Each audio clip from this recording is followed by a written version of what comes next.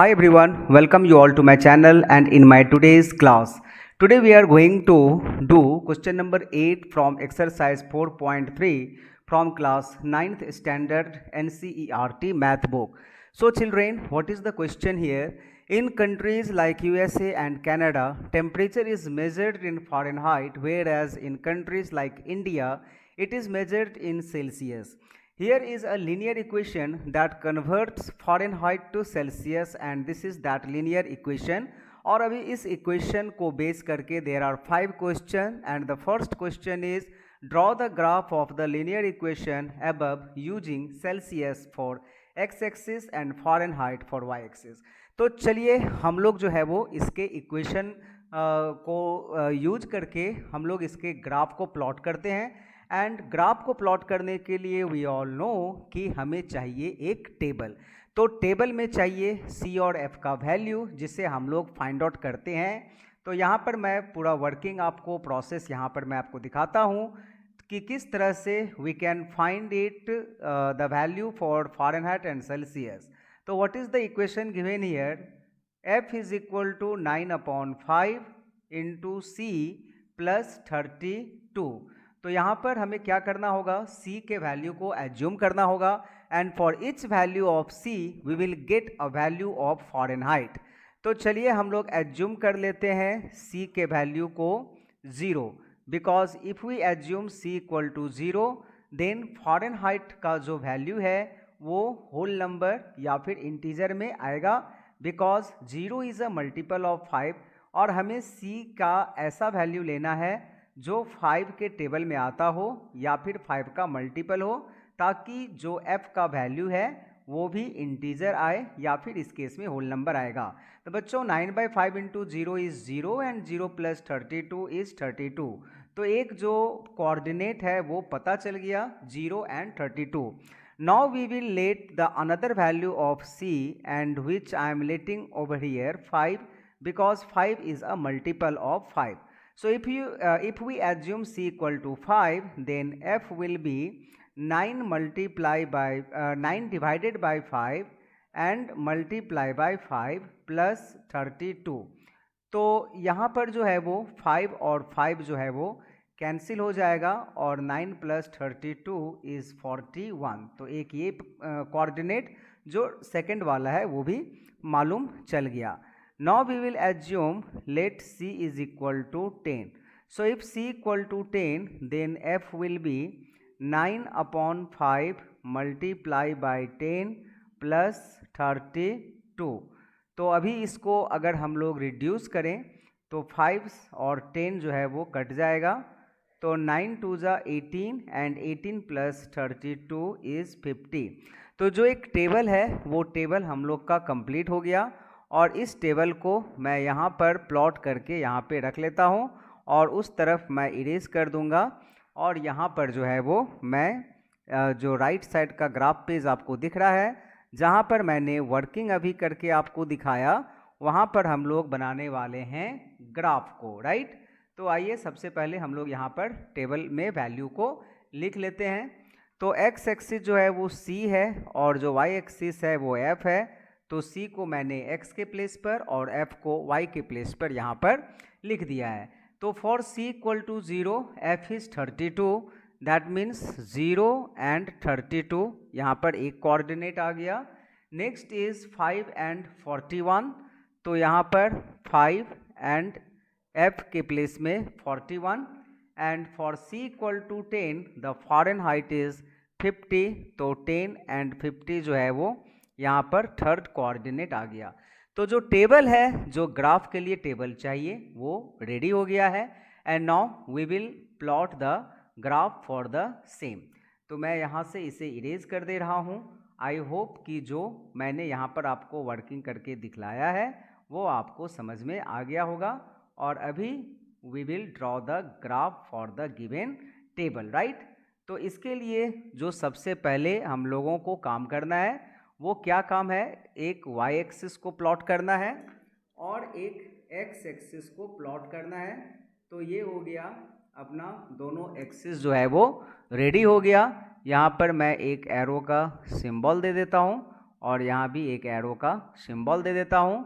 और एक चीज़ यहाँ पर काम करना है कि एक्स एक्सिस किस चीज़ को रिप्रेजेंट कर रहा है वो यहाँ पे लिख देते हैं, और वाई एक्सिस किस चीज़ को रिप्रेजेंट कर रहा है वो यहाँ पर लिख देते हैं। तो वाई एक्सिस जो है वो फ़ारेनहाइट को रिप्रेजेंट कर रहा है, तो यहाँ पर F लिख दे रहा हूँ, और जो एक्स एक्सिस है वो सेल्सियस को रिप्रेजेंट कर रहा है, तो यहाँ पे C लिख दे रहा हूँ।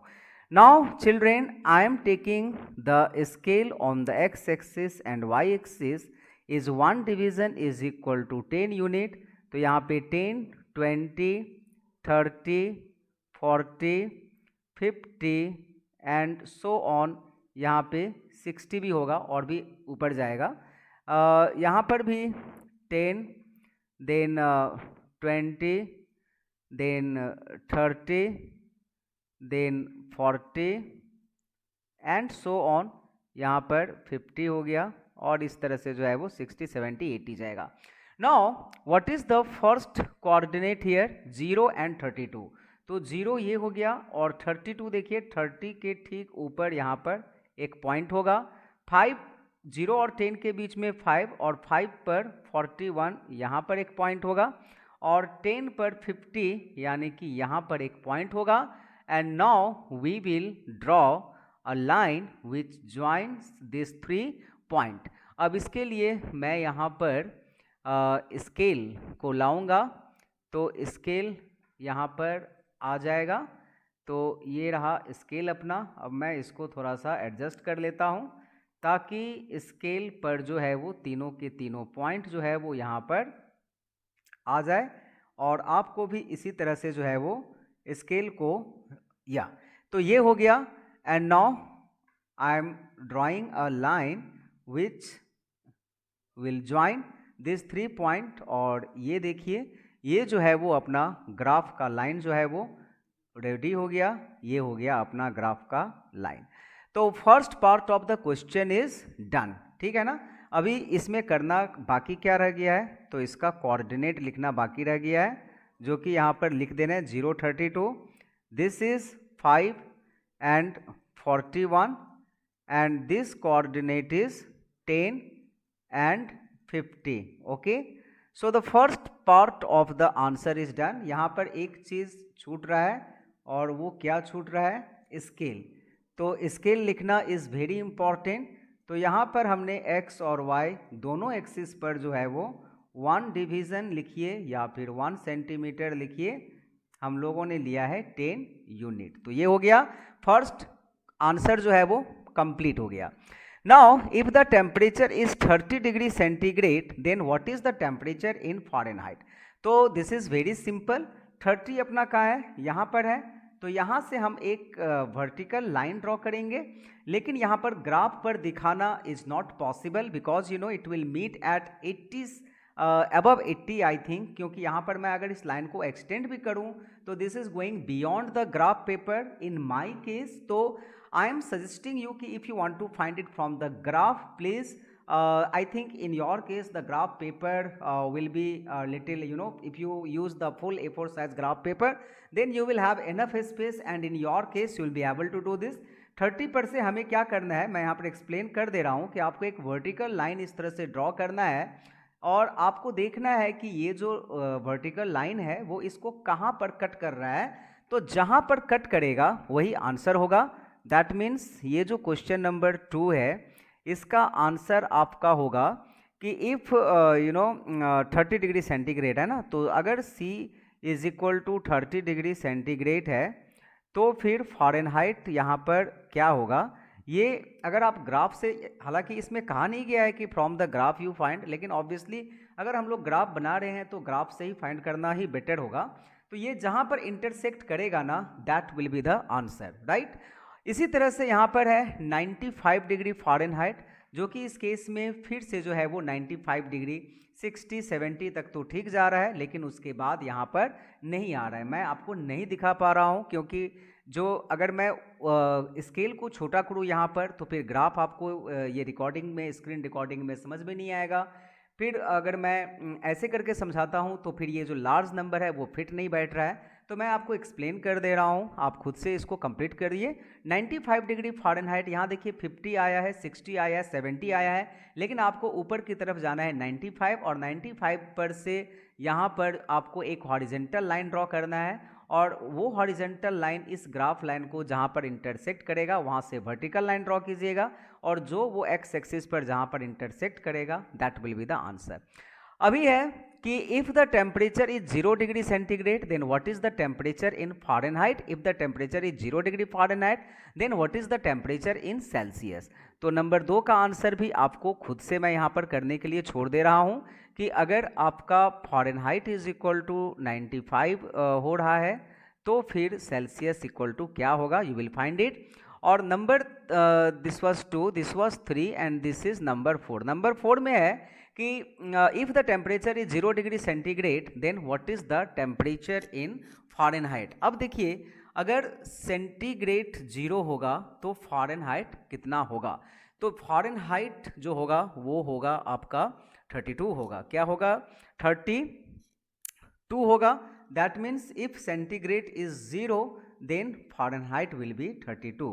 तो at 0 degree centigrade, at 0 degree centigrade the Fahrenheit will be 32। और ये ग्राफ से ही क्लियर हो रहा है क्योंकि यहाँ देखिए 0 पर फ़ारेनहाइट कहाँ पर मीट कर रहा है, 32 पर कर रहा है। और अगर फ़ारेनहाइट को 0 डिग्री कर देंगे यानी कि एट 0 डिग्री फ़ारेनहाइट जो अपना C है वो देखिए 0 डिग्री फ़ारेनहाइट पर C आपका जो है वो ये लाइन जो नीचे की तरफ आ रहा है ये माइनस में जाकर के मीट करेगा। मैं आपको बता दूं एक बार फिर से, ये जो लाइन एक्सटेंड कीजिएगा पीछे में तो ये एक्स एक्सिस को माइनस पर ये कट करेगा, और ये आपका कहाँ पर कट करेगा, ये आपका -17 जब आप यहाँ पर आएंगे पीछे की तरफ तो ऑलमोस्ट ये -17 और 18 के बीच में होगा, यानी कि 17.8 पर ये जो है वो कट करेगा। तो ये जो है वो आ गया। और नंबर 5 जो है वो, नंबर 5 यहाँ पर मैं आपको समझा दूँ कि is there a temperature which is numerically the same in both Fahrenheit and Celsius, if yes then find it. तो यहाँ पर जो है वो ये एक कैलकुलेशन है, बट द प्रॉब्लम इज़ ये I don't have the place, तो ये नंबर 5 जो है वो मैं यहाँ पर छोड़ दे रहा हूँ। This you do by your own, और अगर आपको चाहिए तो you right it in the comment box, I will make a separate video for this number 5। तो यहाँ पर ये आपका जो है वो आपको खुद से ही करना है। और यहाँ पर नंबर 2 और 3 में मैंने ऑलरेडी एक्सप्लेन कर दिया है कि अगर 30 डिग्री सेंटीग्रेड पर आपका जो है लाइन अगर प्लॉट करेंगे तो ये 86 डिग्री फ़ारेनहाइट पर आपका जो है वो ये मीट करेगा ग्राफ लाइन को। और जब 95 डिग्री फ़ारेनहाइट पर आप एक हॉरिजेंटल लाइन को ड्रॉ करोगे तो ये 35 डिग्री सेंटीग्रेड पर जो है वो वर्टिकल लाइन वहाँ से जब आप ड्रॉ करोगे जो हॉरिजेंटल लाइन आएगा, और जब आप वर्टिकल ड्रॉ करोगे तो ऑलमोस्ट ये यहाँ पर आकर के कट करेगा। दैट मीन्स 35 डिग्री सेंटीग्रेड जो है वो आपका आंसर जो है वो आ जाएगा नंबर 2 का एंड नंबर 3 का। आई होप नंबर 2 जो है वो और 3 जो मैंने यहाँ पर छोड़ दिया है वो आप कर लेंगे। चलिए नंबर 5 को भी मैं यहाँ पर आपको समझा दे रहा हूँ। अभी ग्राफ का काम कंप्लीट हो गया तो मैं यहाँ पर आपका जो है वो समझा दे रहा हूँ कि क्या वो टेम्परेचर होगा। तो यहाँ पर क्या है बच्चों कि सेंटीग्रेड और फ़ारेनहाइट जो है वो सेम टेम्परेचर है ना। तो हम लोग क्या करेंगे, C = F = x लेट कर लेंगे, और जो इक्वेशन है F = 9/5C + 32, इसमें हम लोग क्या करेंगे, F के जगह में x लिख देंगे और C के जगह में भी जो है वो x को लिख देंगे, और इसको एज जो इक्वेशन का जो रूल है उसी रूल के हिसाब से इसको सॉल्व करेंगे। तो ये हो गया x = 9x + 32 5 160 डिवाइडेड बाय 5।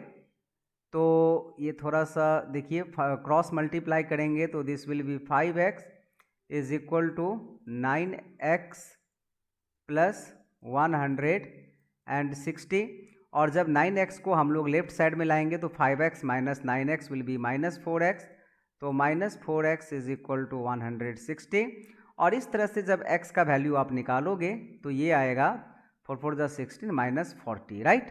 तो इसका जो आंसर है वो ये आ गया कि -40 degree centigrade and -40 degree Fahrenheit are equal temperature.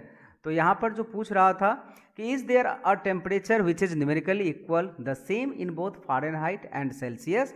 तो इसका आंसर तो सबसे पहले यहाँ पर आप यस लिख दोगे और उसका जो आपका न्यूमेरिकल वैल्यू होगा वो -40 डिग्री सेंटीग्रेड होगा और -40 डिग्री फ़ारेनहाइट होगा।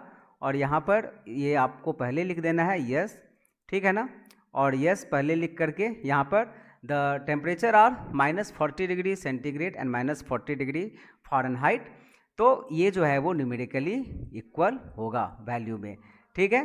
तो this answer is done and I hope कि ये जो क्वेश्चन है थोड़ा लेंदी था लेकिन आपको समझ में आ गया होगा। तो that's all for today's class. Thank you everyone for watching the video. Bye bye.